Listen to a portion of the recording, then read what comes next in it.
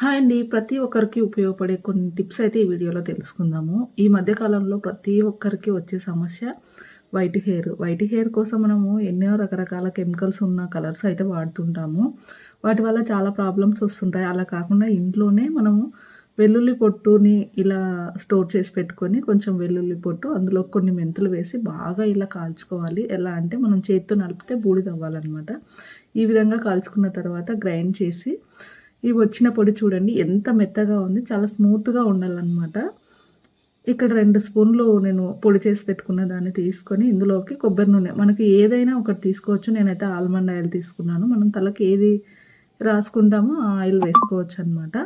ఇందులో కొబ్బరి నూనెలో కలిపేసి మనం హెయిర్‌కి అప్లై చేసుకుంటే ఇలా వారానికి 2 సార్లు చేస్తూ ఉంటే మనకు పూర్తిగా బ్లాక్ హెయిర్ అయితే వచ్చేస్తుందనమాట. వైట్ కనపడకుండా. ఫస్ట్ అప్లై చేసినప్పుడు కొంచెం తక్కువ రిజల్ట్ ఉంటుంది. తర్వాత బాగా వచ్చేస్తాయి. తర్వాత నెక్స్ట్ టిప్ వచ్చేసి ఇంట్లో మనం చార్జర్స్ వాడుతుంటాం కదా! ఈ ఫోన్ చార్జర్ వచ్చేసి ముందర ఇలా చీలినట్టు అయ్యి కొన్ని రోజులకి అది డ్యామేజ్ అయిపోతుంది. అలా కాకుండా ఇలా ఒక థ్రెడ్ తీసుకొని దీన్ని ఈ విధంగా అల్లుకున్నామంటే మనకు స్టిఫ్‌గా ఉంటుంది. చూడ్డానికి నీట్‌గా ఉంటుంది. ఇలా 2 పోగులు తీసుకొని అటునుంచి 2 మడతలు వచ్చేసట్టు చేసి అటునుంచి ఈ చివరి పోగులను దూర్చితే సరిపోతుంది. ఈ విధంగా నేను ఇట్లా కొంచెం ఒక 1 ఇంచ్ దాకా అయితే అల్లుకున్నాననమాట. ఈ విధంగా అల్లిన తర్వాత చివరొచ్చిన పోగుల్ని 2 కలిపి ముడేసుకుంటే చూడడానికి లుక్ బావుంటుంది. అలాగే మనకు నీట్‌గా ఉంటుంది. చార్జర్ గట్టిగా ఉంటుంది. ఒక చార్జర్ పోతే కొనడానికి 2, 3 వేలు అవుతుంది గదా! ఇలా చేసుకుంటే జాగ్రత్తగా చాలా బావుంటుందనమాట. టిప్ నచ్చితే అయితే లైక్ చేయండి తప్పకుండా. ఇంకా నెక్స్ట్ టిప్ వచ్చేసి మనకి ఇంట్లో కత్తెరలు వాడుతుంటాం గదా! కత్తెరలు గానీ, చాకులు గానీ వాడి ఇలా కొంచెం మొద్దయిపోతుంటాయి. అలా మొద్దయిపోయినప్పుడు పనిచేయవు గదా! వాటిని షార్ప్ చేసుకోవడానికి కొంచెం ఇలా కోల్గేట్ పేస్ట్ అప్లై చేసి, ఇలా కొంచెం సేపు మనం ఇలా రఫ్ చేసినామనుకుంటే షార్ప్ అయిపోతాయన్నమాట. చాలా చక్కగా పనిచేస్తాయి. ఈ విధంగా జస్ట్ ఒక 4, 5 మినిట్స్ అలానే అంటూ ఉండాలి. మనకు అందులో ఉన్న డస్ట్ గానీ, కత్తెరకి కొంచెం చిలుము పట్టినట్టు ఉంటుంది గదా! అది క్లీన్ అయిపోతుందనమాట. అలా క్లీన్ అయిన తర్వాత మనం ఇలా కడిగి తుడిచేసుకుంటే చాలా బ్లేడ్లు గూడా ఈ రఫ్ చేసే క్రమంలో కొంచెం షార్ప్ అయితాయి.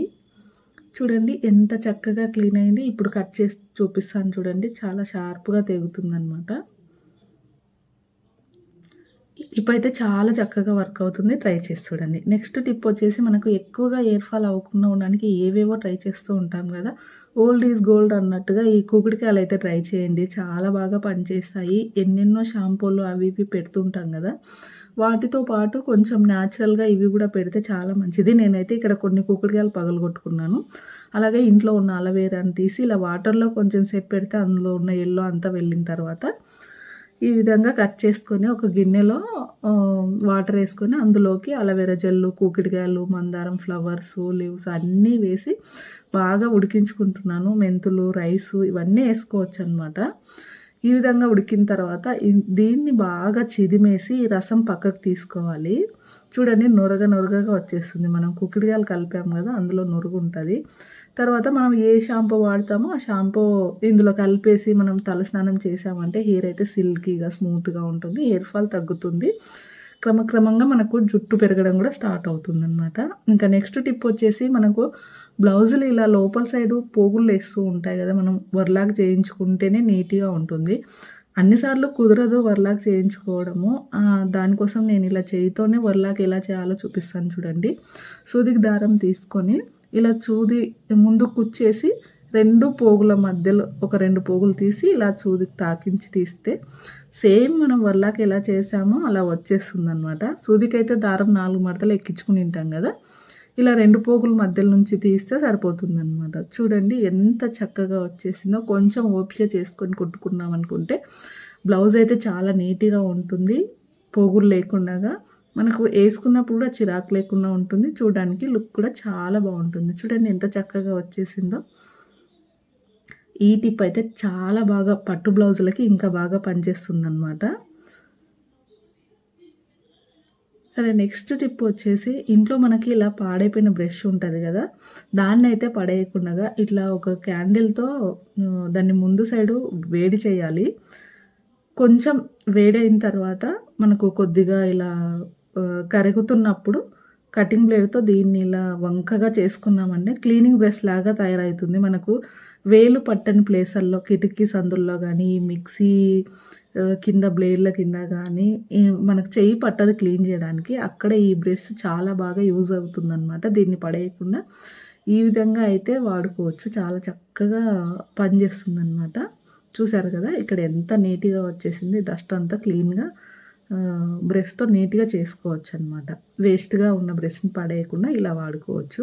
తర్వాత మనకి ఇంట్లో దువ్వెనసు అలా 2 వీక్స్, 3 వీక్స్‌కోసారి క్లీన్ చేసుకోవాలి గదా!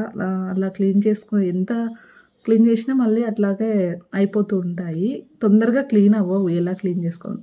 జస్ట్ ఇలా పౌడర్ చల్లి బ్రష్‌తో ఇలా అన్నామంటే నీట్‌గా క్లీన్ అయిపోతుందనమాట. ఈ పళ్ళ మధ్యల నుంచి పిన్నీస్ పెట్టి గెలకడము, సబ్బేసి రుద్దడము ఏం చేసినా మళ్ళీ అందులోనే ఇరుక్కుపోతుంది. ఇలా పౌడర్ ఏసి ట్రై చేయండి. చాలా నీట్‌గా వచ్చేస్తుందనమాట. ఎక్కువ కష్టపడకుండా ఇలా పౌడర్ చల్లి బ్రష్‌తో ఇలా అన్నామంటే సరిపోతుంది. చక్కగా మనకు దువ్వెనైతే కొత్తగా అయిపోతుందనమాట. చూసారు కదా! 2 సైడ్స్ అయితే ఇలా క్లీన్ చేసుకుంటే సరిపోతుంది. ఉన్న మురికి అంతా మనకు కింద ఎలా డస్ట్ పౌడర్ అంతా నల్లగా అయిపోయింది చూడండి. చాలా నీట్‌గా వచ్చేస్తుంది. టిప్ నచ్చితే ట్రై చేయండి.